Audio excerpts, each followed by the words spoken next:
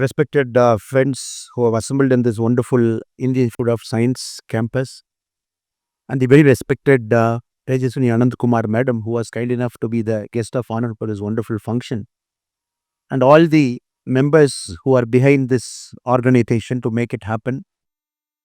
Tattarepaji, Pradipa Madam, Karnakarji, and all the people who have come, and they're making sure to take this concept of one nation, one election across the length and breadth of our country. Today in the state of Karnataka in Bangalore. Friends, Madam has given a very beautiful opening about the ethos of our country and who we are as a nation and the goal, the long-term goals that we have by 2047 to achieve a certain status in the world. And one nation, one election, you must have heard about it, read about it, because it is coming in television channel. Political parties support it, voice their opinion. There is a parliamentary committee now, headed by Mr. P.P. Chowdhury Saab, who is going around the country seeking opinions. Last week, the former Chief Justice of our country, Chandrachudji, and before him, the Chief Justice, they appeared before the parliamentary panel giving their opinion whether one nation, one election is violative of the basic structure of our constituency. So everywhere we are seeing the debate and discussion that is happening. So this is a good forum. We present in a formal gathering to share our thoughts, our thinking about one nation, one election, where we are now or where we should go. And do we really believe one nation, one election is the way to go forward? We will make an attempt to present certain viewpoints before you and try and convince you why one nation, one election is the way to go forward, so that we as a country, we realize our developmental goals in the next 20 years. Friends, if you look at the world as a common humanity, China with about 140 to 141 crore doesn't have a formal election mechanism. It's the Communist Party of China which governs it, and people get selected at a certain provincial level. They climb all the way to the standing committee, Politburo. Finally, the General Secretary of the Communist Party of China becomes the President of the People's Republic of China, PRC. So China has taken a path where there is no election. If you look at from 1979 to 2025, which is about 46 years, China has achieved a double-digit growth in 23 out of 46 years. No country in the world, India till now, we haven't achieved a double-digit growth. We never grew at 10%, 11%, 12%. China has grown at 23 times in the last 46 years. That is one Modi. No election, nothing. It's a single party, Deka. If you look at some of the countries, some of the most developed countries in the world, if you take European Union, which is right now a block of 22 countries, which we call EU 22 now because of 22 nations there, because UK is not a part of EU anymore. If you look at it, we see new kind of political parties coming into prominence, getting large vote share. The recently concluded Germany, a party like AfD, which is the new party, which got 20% vote share. They campaigned on different themes, which many people might not agree also. Including Latin America, we are seeing anti-establishment people who want to break the country, throw the constitution away, who want to bring radical change, fire 1/3 of government people. In Latin American countries, some presidents have won the election saying, if you give me charge day one, I will fire 50% of bureaucrats. They won the election. In US, if you look at the Donald Trump now, he came with a model called Doge model. Moment we come in, we will ask bureaucrats to resign. This will happen, that will happen. Before them, people storm the Capitol Hill. They want to go and capture it. We are seeing in advanced democratic countries also, maybe democracy is not functioning that well. Democracy is in decline. So overall, if you look at a paper like Foreign Affairs magazine, they'll say across the world, democracies are in decline because the voting percentage is coming down. The youth are no more interested in standing in a queue, exercising their franchise and getting somebody elected, because they believe democracy by its nature is slow. By its nature is very consultative. They take everybody's opinion, and it is not meeting the aspiration of youth, the general feedback of the modern day democracy now.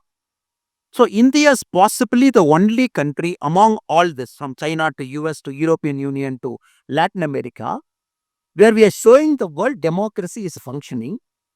Not only is the democracy functioning, the youths are participating in larger numbers.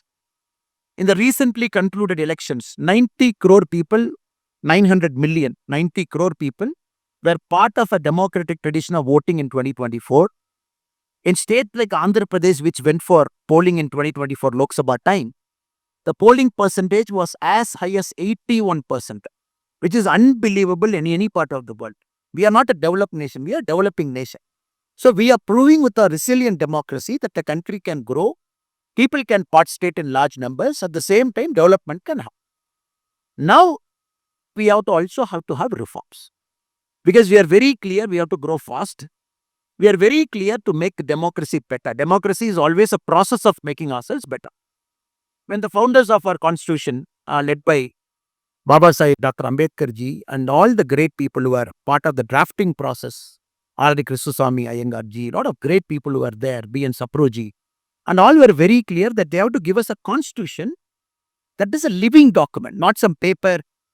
For example, UK doesn't have a paper itself. UK doesn't have a written constitution. UK is all interpretation. The courts will interpret what is the spirit behind that constitution. But India has got a written constitution. And this written constitution should not become stale also. Till now we have done more than 120 amendments to the constitution to keep it live, keep it active, keep it moving forward. So the constitution that we got in 1950 is alive. The spirit is absolutely great, which is making sure every segment of our population, be in the last village of our country, which is near Kanyakumari, last vast village in Tamil Nadu, in Kanyakumari, a place called Takle, or if you go to Kashmir, the last village near the occupied Kashmir by the Pakistani, a place called Turtuk. If you go everywhere, democracy is at play. Everywhere there is a polling booth. Everywhere people go and vote. Leh Ladakh people vote. Even at minus 20 degrees, there is a polling booth. This time 2024. There is a polling booth with a single voter. Only one voter. Still the election commission made sure the polling booth was set up, because we have a rule. The polling booth should be in a certain distance. The voters should not be asked to travel more than that. For one person, a polling booth was set up. He came and voted. 100% voting in that booth. So we have made efforts every time to improve the polling process. That is why 1952, when the first election, Sukumar Senji, the first chief election commissioner of our country, he had a very, very tough task at hand. Because India is experimenting across the world. Very first time we said, 18 years, everybody is given vote.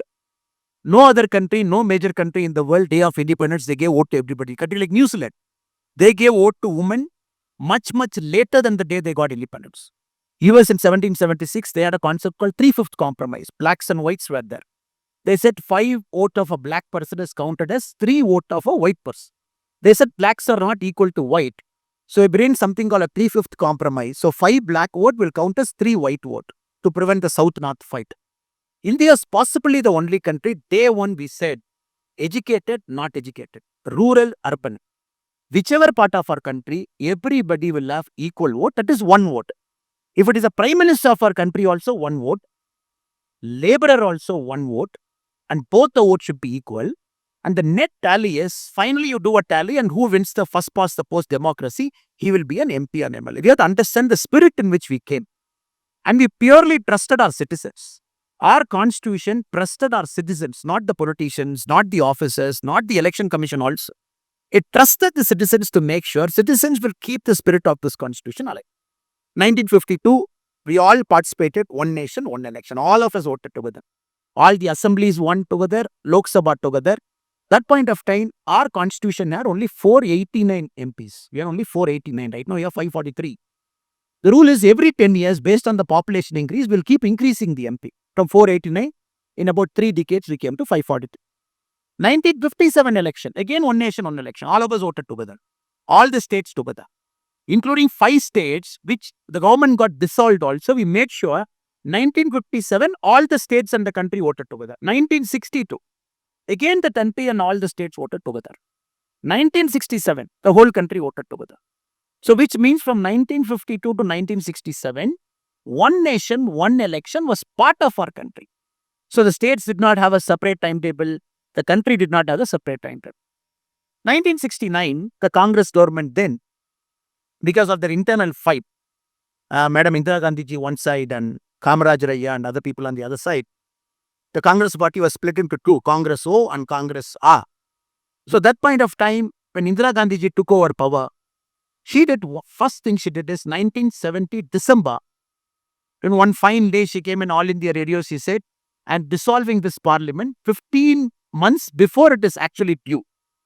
So which is, the election is supposed to happen in 1972, but she dissolved the parliament in 1970 December, whereby we went for voting, which is 15 months before it is actual voting. First mistake happened then. 1968-69, there were 7 governments in our country, state governments, which were not Congress. Like Tamil Nadu, first time from Congress, it shifted to DMK in 1967. Swatantra Party came to power in Orissa.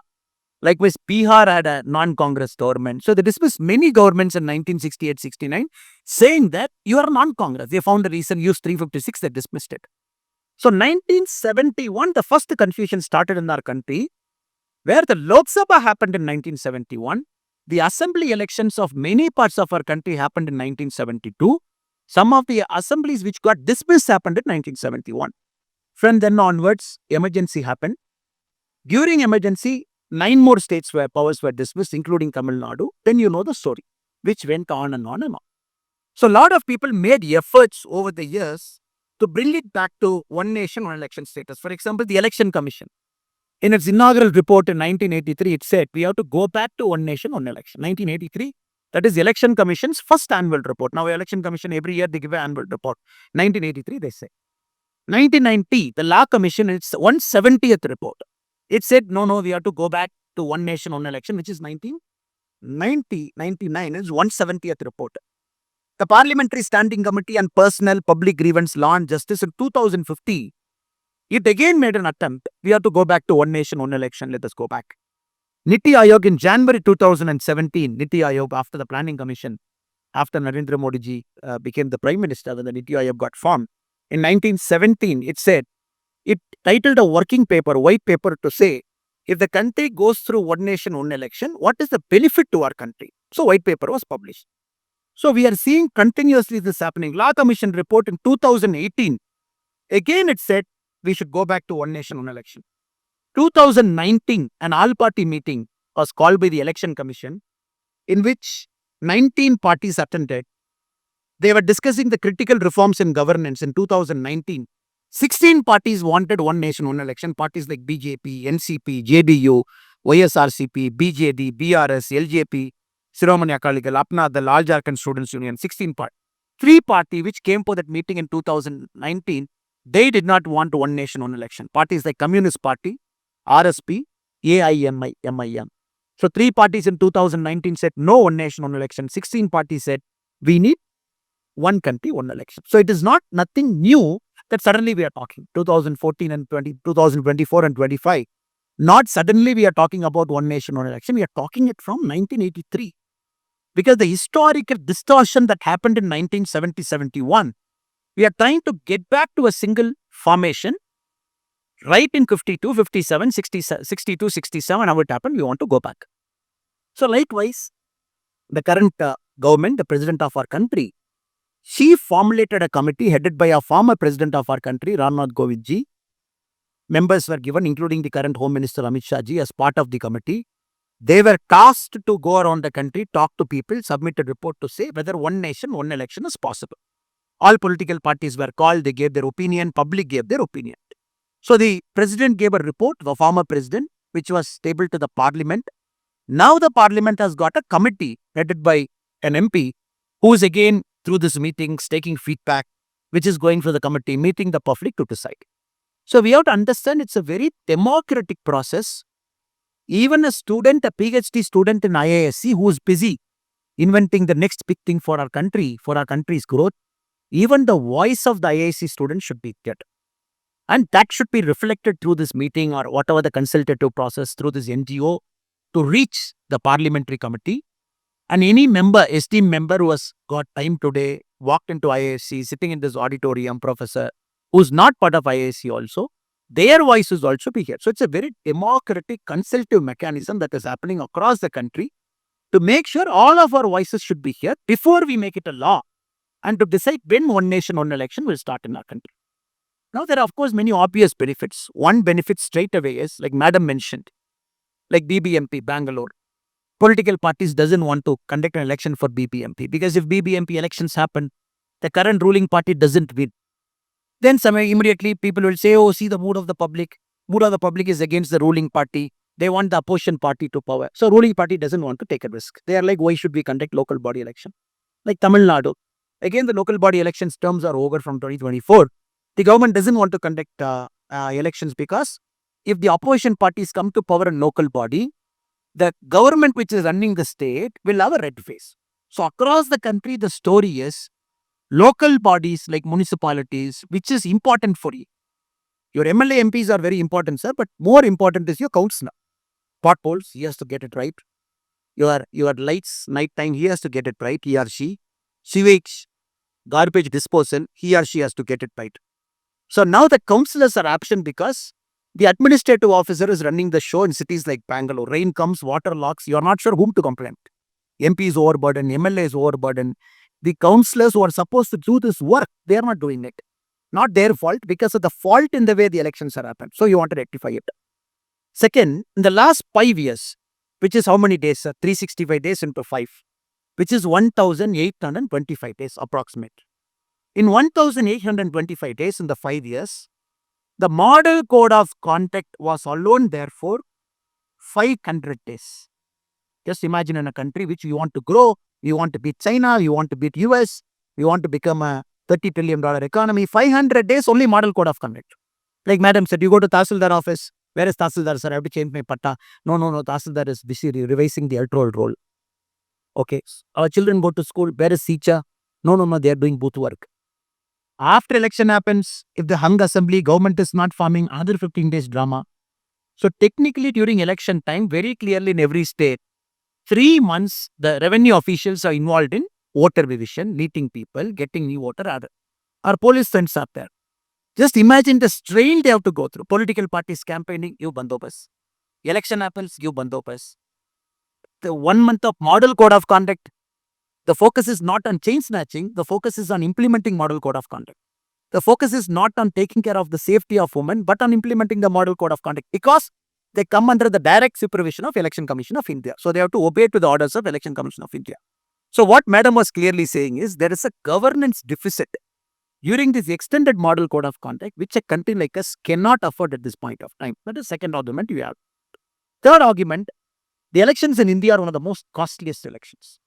The Center for Media Studies said 2024 elections, if you look at it, it costed overall, unofficial figure, because no election candidates will come and say, no, I spent 40 crore in Bangalore. No, I only spent 50 crore. Everybody will say, no, this is Election Commission limit. I spend only that limit.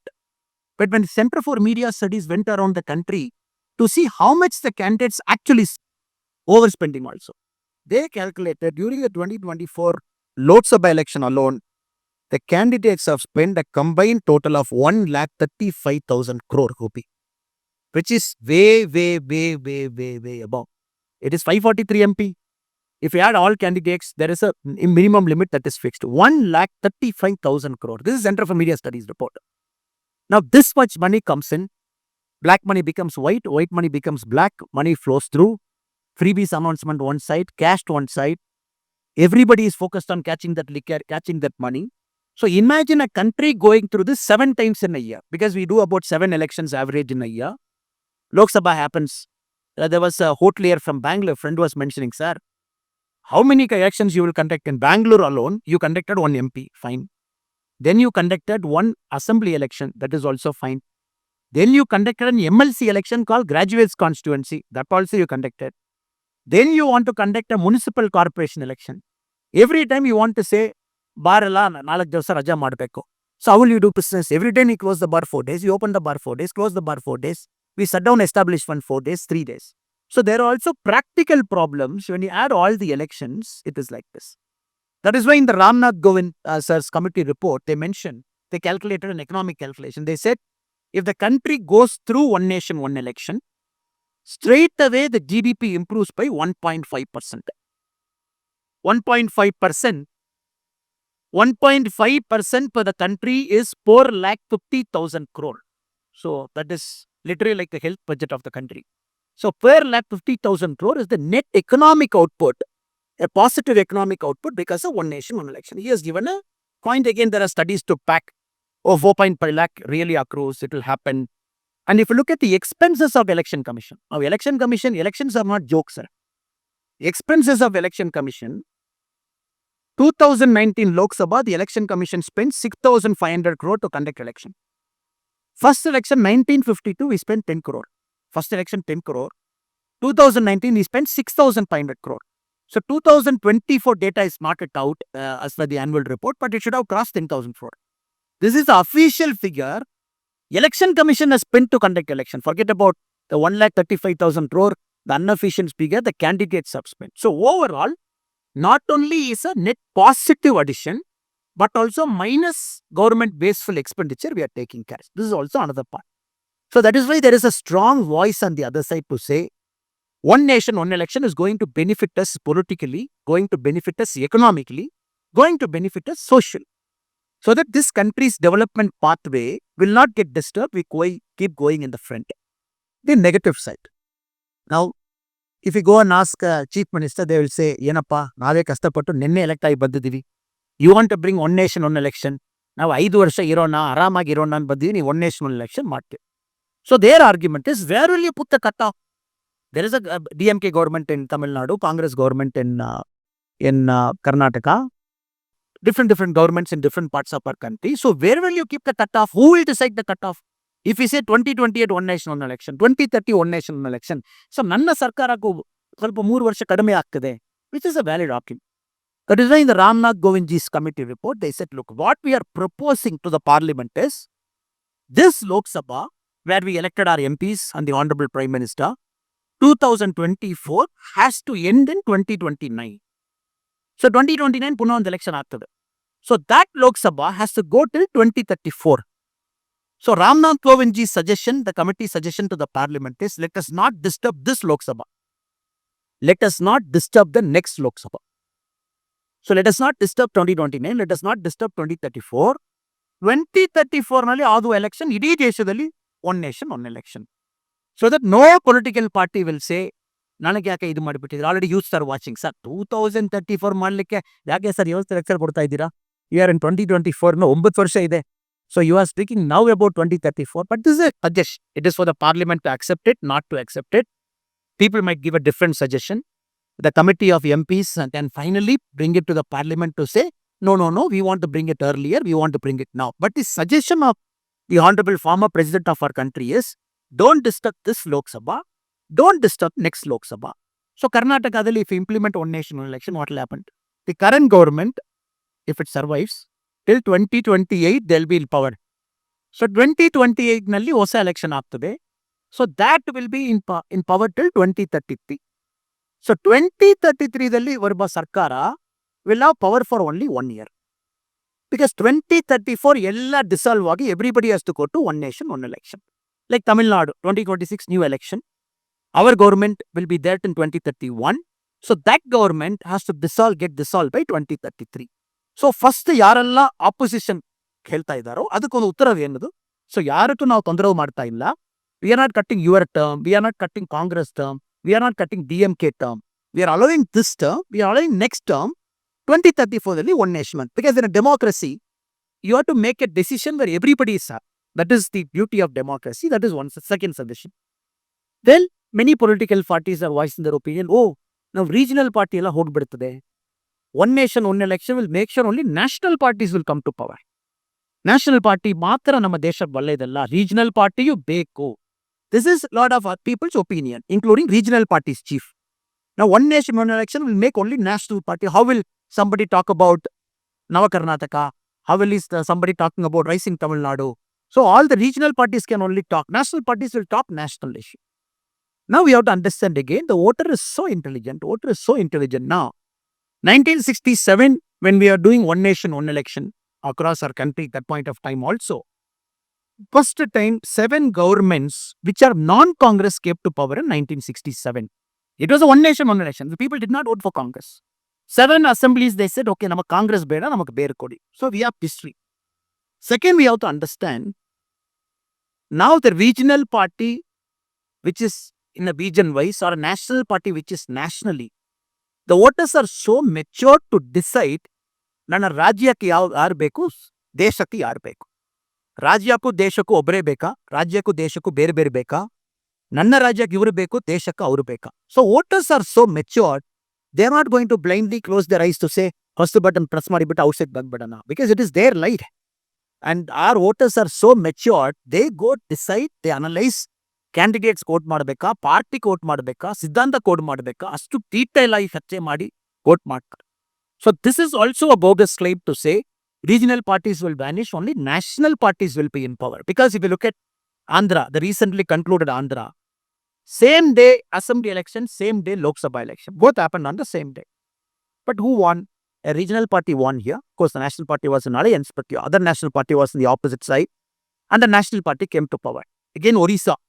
So many states, as we see, now governance is becoming an important consideration for voting, not necessarily a regional or national party. Next, ಜನಕ್ಕೂ ಒಂದೇ ಸಾರಿ voting ಕೊಡುವಾಗ voting percentage drop ಆಗ್ತದೆ. ರಜಾ ಮಾಡಿಕೊಂಡು ಎಲ್ಲರೂ ಒಟ್ಟಿಗೆ ಹೊರಟ್ಬಿಡ್ತಾರೆ. Like Bangalore is notorious, Chennai is notorious because the voting percentage doesn't cross 50. Chennai is also notorious. Like some constituencies like Tinagar is at 40%. Some constituencies within Bangalore are still worse than 50. So the next argument is, ಏನಪ್ಪ ಇಷ್ಟು election ಮಾಡುವಾಗಲೇ ಜನ vote ಮಾಡಲ್ಲ. If you make one time one nation one election ಎಲ್ಲ ರಜಾ ಆಗ್ಬಿಟ್ಟು ಹೋಗ್ಬಿಟ್ಟಿದ್ದಾರೆ.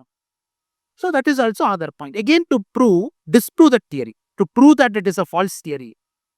If we look at a state where Lok Sabha happened, Assembly happened, what is their voting?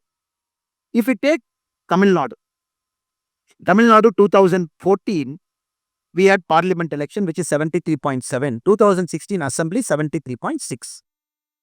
2019 Parliament 73.3, 2021 Assembly 76.6. It is almost maintaining the same ratio. Andhra 78.9 for Parliament because Andhra happens together. 78.7 Parliament Assembly, this time 81.6%. First time it crossed 80. Karnataka is a very beautiful case because here the election happens 1 year before, 1 year after. Karnataka is a state where Assembly is 1 year before, Lok Sabha is 1 year later. So 2013 Assembly, Karnataka was 71.8, but Lok Sabha 67.2, 4% drop. 2018 Karnataka Assembly 73.4, but Lok Sabha 71, 2% drop. 2023 Assembly Karnataka 73.2, 2024 Lok Sabha 70%. So Karnataka is like people vote 3% more to Assembly, people vote 3% less to Lok Sabha. So people decide what is important to me, what is not important to me. There are statistics to prove. Together you keep election, more voting percentage will happen. You keep voting one after the other, people vote lesser in Lok Sabha. So in this arrangement, the voting percentage can only go up rather than coming down. I'm only taking 3 states for argument purpose so that you can connect to Tamil Nadu, Karnataka and Andhra. Only 3 neighboring states I've taken. The next argument some of our friends will keep saying this is, one nation, one election. The moment it comes, it will bring in some kind of a dictatorship attitude. Because once the party wins power, for 5 years they will not listen to us. Then 4th year they will come and say, Devendre, Tayure, ನಿಮ್ಮ ಕಾಲ್ ತೋರಿಸಿ, ನಿಮ್ಮ ಕೈ ತೋರಿಸಿ, ನಾವೆಲ್ಲ ಬಂದಿದ್ದೀವಿ ಮನೆಗೆ. ಆ ಥರ ಇವಾಗಲೇ ಕಷ್ಟ ಆಗ್ತಾ ಇದೆ. ಅಟ್ಲೀಸ್ಟ್ ಇಲ್ಲಿ ನಾವು 2 ವರ್ಷಕ್ಕೊಮ್ಮೆ ಯಾರೊಬ್ಬರು ಮನೆಗೆ ಬಂದು ನಮಸ್ಕಾರ ಹೇಳಿ ಹೋಗ್ತಾರೆ. Atleast 2 years once somebody will come for Assembly, 2 years once somebody will come for Lok Sabha, somebody will come for Council. ನೀವು ಒಂದೇ ಸಾರಿ ಮಾಡಿಬಿಟ್ಟಿದ್ದನ್ನ ಯಾರು ನಮಗೆ ಸಿಕ್ಕಲ್ಲ, ನಾವು 4 ವರ್ಷ 6 ನಿಟ್ಟಲ್ಲಿ ಸಿಗ್ತಾರೆ. I am joking it, but people say it is like that. Now we have to understand in that argument unaccountability of politicians. Now ಬರ್ತಾ ಇರಬೇಕಲ್ಲ, ಕರ್ನಾಟಕ 2023 ಬರಬೇಕು, 24 ಬರಬೇಕು, ನೆಕ್ಸ್ಟ್ ಇಯರ್ ಲೋಕಲ್ ಬಾಡಿಗೆ ಬರಬೇಕು. ಸೊ ಎವ್ರಿ ಇಯರ್ ಪೊಲಿಟಿಷಿಯನ್ ನೋಡ್ತಾ ಇರ್ತೀರಾ, ಲೋಕಲ್ ರೆಪ್ರೆಸೆಂಟೇಟಿವ್ ನೋಡ್ತಾ ಇರ್ತೀವಿ. Here is like it, but we have to understand 50 to 57, 60 to 67, it was working well. We have to understand the politicians have become bad, the political system has then become bad. So now it is important that we bring better politicians. That is important. People like you who are here, Madam Vaskali, you should aspire to get into a career in politics.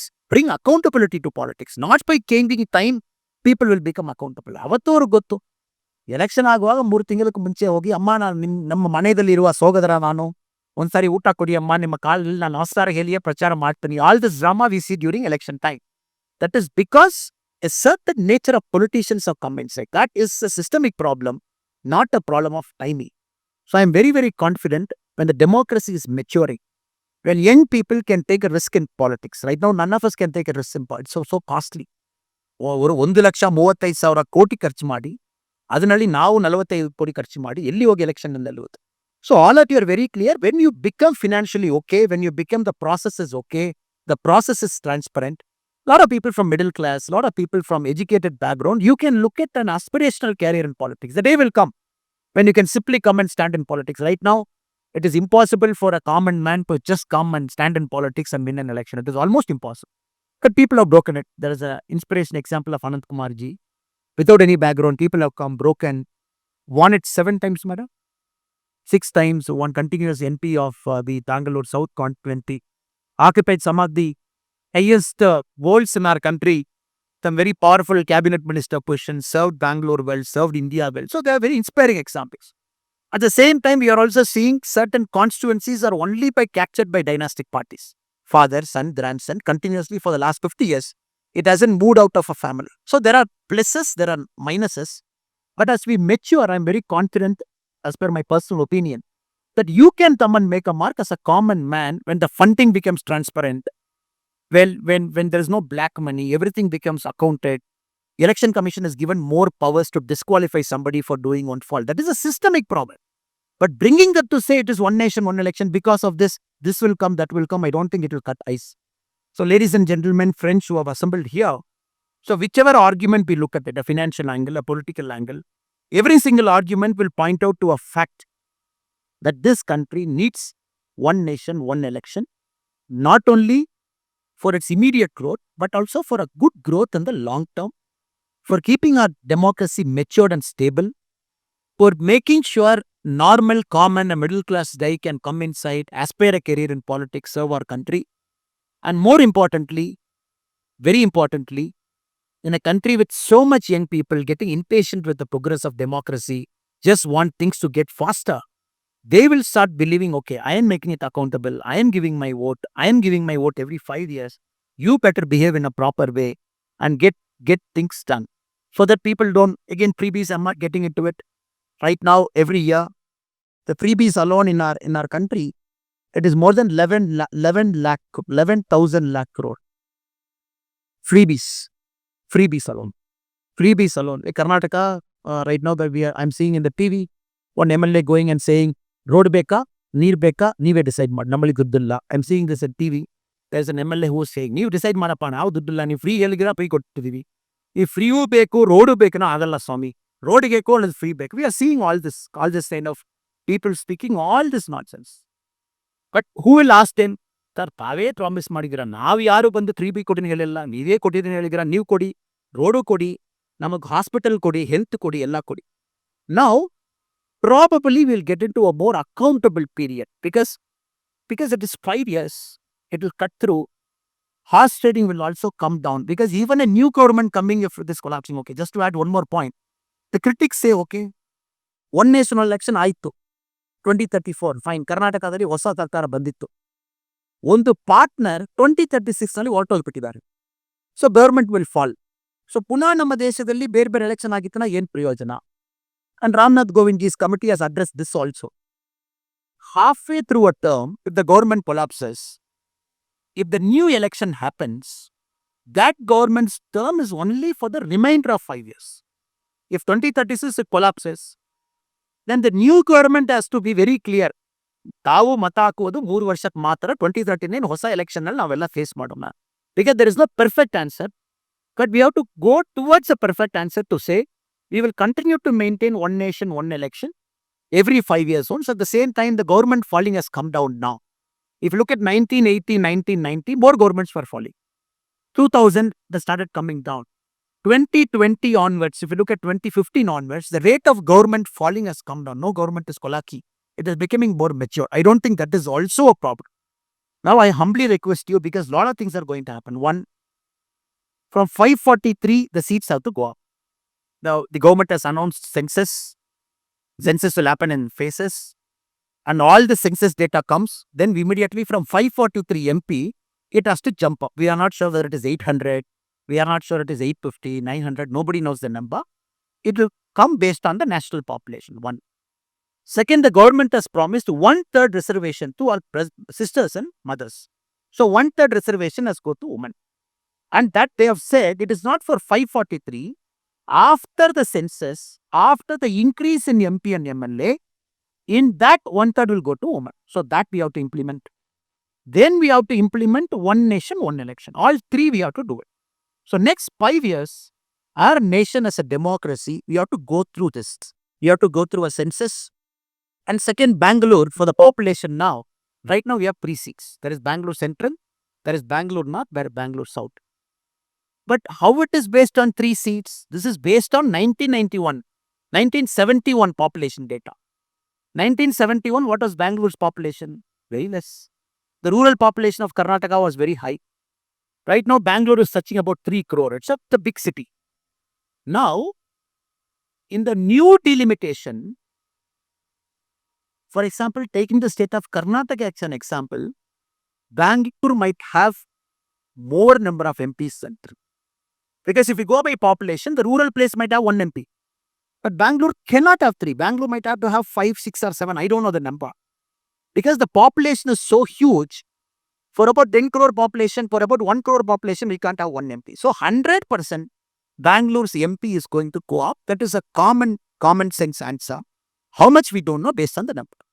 So Karnataka state right now is about 44% urban. Tamil Nadu is about 50% urban.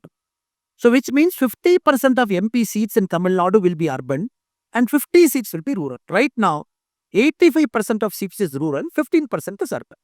So based on this census, there is a large scale change that is going to happen. That is why you're blaming now. What is Bangalore? We are paying so much tax, startup, we are the best city in the country. All people are saying. But you are not putting pothole, you are not putting this, you are delaying a metro line. So now, for the first time, the governance might shift towards the urban because your voices will be here post delimitation.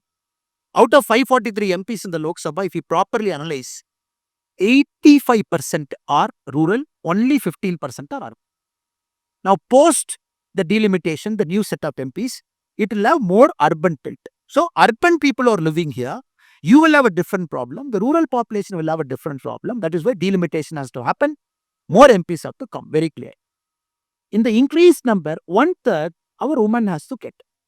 Now, the question is, which 1/3 they will get? Is it a lottery system? All of us will put one lottery and say, okay, Bangalore North bandittu women, Bangalore South bandittu not women, Bangalore Central bandittu women. We don't know. Again, for which a mechanism has to be developed. So, which 1/3 is women? Because right now, the women voters in our country are slightly more than the male voters of our country. Like Tamil Nadu is 50.8, 50.2. So, out of 100 voters in the state of Tamil Nadu, it is 50.8 who are women, 50.2 who are male. So, this country is shifting towards women population. That's very clear. Next, many states are having declining population, like Tamil Nadu. Our total fertility ratio is 1.7. Like every woman is giving birth to 1.7 children. But technically, the TFR of a country should be at 2.1. So, every woman should give birth to 2.1 children. Only then the birth and the death rate is stabilized. Like China, 141 crore. China, for the very first time, had a decline in population last year. China started decline. China will start coming down. Like within our country, Tamil Nadu's population will start declining by 2035. Because Tamil Nadu is at 1.7. UP is at 2.7. So UP's population will continue to go up and then it will start decline. Like Karnataka is also below 2.1. So now these changes have to be incorporated. That is a democratic thing where all of us have to talk. Within a state, within a district, in urban, rural, the population rise, population down, that also the census have to factor. So the reason for having this is to tell you, ladies and gentlemen, sirs and madam, is democracy is complex and no decision can be taken just like that. And we citizens, we got to debate, discuss, ideate, apply our mind and take a decision very carefully, very minutely. How many MP seats, how many urban seats, how many rural seats, in which seat it will go to women, which seat it will be a general constituency. So 2025 to 2029 is a very important phase in our country where all the 3 things are going to happen. One nation, one election. Bill is going to come. 1/3 reservation is going to come. Delimitation based on which new constitution. It's very clear. Very clear. The constitution is very clear. After you announce a census, the next parliament election that happens should be based on census. So it's very clear. 2029 parliament election will be based on census. and Bangalore will have more than 3 MPs is very clear. That's clear. And 2020 election will not have 543. It will have more than 543 is also very clear, because Constitution says once you do a census in the 10-year period, the next election that happens have to reflect the census. So this 4 year is important for all of us. That is why this wonderful meeting, all of us have assembled to discuss viewpoints, right, wrong, economic, political, social level, declining fertility, increasing fertility, and to decide male, woman, how overall the country can progress going forward. So with this, we have conducted 400 elections from 1947, 1952, 400 elections from 1952. This country has conducted 400 elections well. And nowhere in the world, a major country must have done 400 elections, because we run elections at multiple things. So we are a very mature democracy. If anybody has got a chance to come to Tamil Nadu in the near future, from Chennai, if you take a 1 hour car or a bus, you go to a place called Kanjipuram. Kanjipuram, the very famous temple, you can go. But near Kanjipuram, there is a village called Uttarameru. And just for academic sake, next time when you come to Chennai, just go to Uttarameru. There is a Chola temple, which is built in 10th century. If you go to the temple, in the temple outside, there are inscriptions to say how an election should be conducted, how a candidate should be selected, and how a candidate should be disqualified. So 10th century, which we have written inscriptions in the particular village, the Chola kings, for a village council election to be very interesting. You go and see how a candidate is disqualified. They are given 5 reasons. You steal somebody's wife, you are disqualified. You don't understand the 4 Vedas properly, you are disqualified. It will be very interesting. 10th century, how they were thinking. So our country is not only the world's largest democracy, it also the world's democracy with depth. So for 10 centuries, we have done democracy in some way or the other. Maybe it is not a perfect way. Not everybody who knows, who seems to know Veda. And also disqualification, selection of candidate. They have something called Kudavole method, which means the whole village will assemble. First, they will select eligible candidates among the village. He should not have criminal case. He should have had cattle with him. He should not be a slave, so that the candidate comes. And then they put all the names inside in Tamil we call Kudam. It is a small vessel. And then the village priest will come and shake that vessel. And then you put your hand, you take one lottery system, that is candidate number 1. So they are a very elaborate mechanism. Probably our Prime Minister keeps talking about this Kudavasal inscription in multiple Mann Ki Baat and multiple places. Even in UN he spoke about it. How India is not only the world's largest democracy, it's the mother of all democracy. So we are absolutely certain and confident with our election commission, political parties, parliament, Supreme Court. So the next 4 years, we will have a pakka process, robust process. By 2029, we are all set to have more number of sisters and mothers inside parliament. And we are all set to have more number of constituencies. And probably we are also ready for the one nation, one election whenever it happens. Right now it is 2034. That is the proposal whenever it happens. So thank you so much. So these are the broad spectrum that we have to look at it. And for all your patient time and attention.